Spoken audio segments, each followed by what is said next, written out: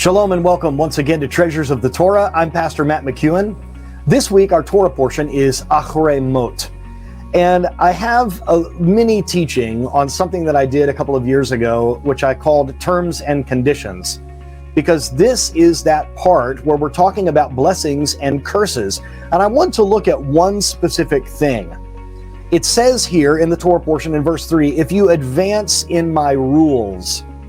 Well, as we know, the word rule or commandment, ordinance, these are all different Hebrew words. We have one particular word for a rule or a commandment between human to human, that is mishpat. We have something between human to God, that is mitzvah. And then there is another word. Here it is the word chukah. This word chok, it means a commandment that we are not given an explanation as to why we are doing it. This is very important because sometimes we're given the commandment, do this and this will happen. Obey your father and mother and you will have a long life in the land. This is kind of a condition promise verse.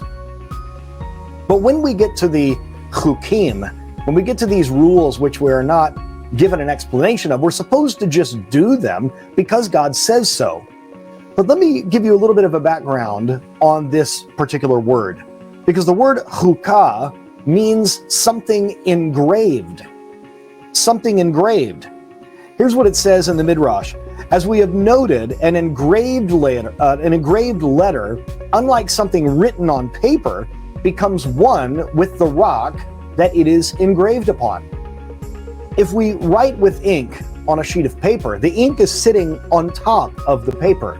But when we engrave something, it is becoming one with the rock that it's engraved upon. This suggests that the Torah is referring to an extraordinary level of commitment to our divine mission. It's a time in which we totally lose ourselves and our own will, and we become completely absorbed in fulfilling this kind of rule. It's engraved.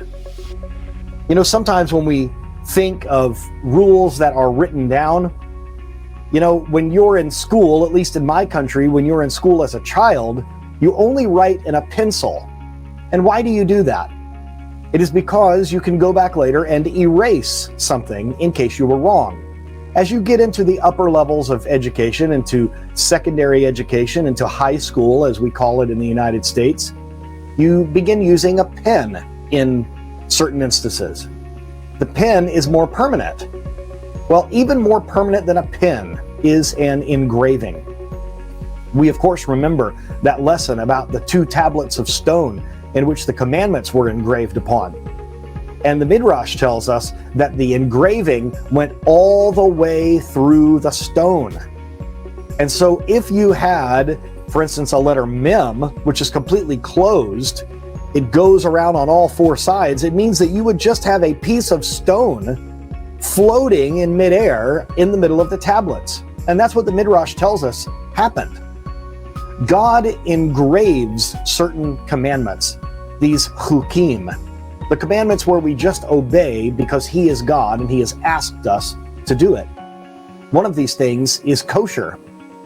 Many people like to point out health benefits of kosher, but we're never given an explanation as why kosher is important. We do it because God said to. This was a commandment given to the Jewish people. Now, I'm not Jewish, but I willingly partake in this as someone who has joined himself to the house of Israel. What about you? When your parents would tell you as a child to do something just because they said to do it, would you rebel against that? Would you want to try to get around, or would you want to try to give an explanation or to get an explanation? Explain to me why I must do this. Sometimes we don't understand why God is asking us to do certain things, but because we trust Him, we do it. Because we love Him, we obey.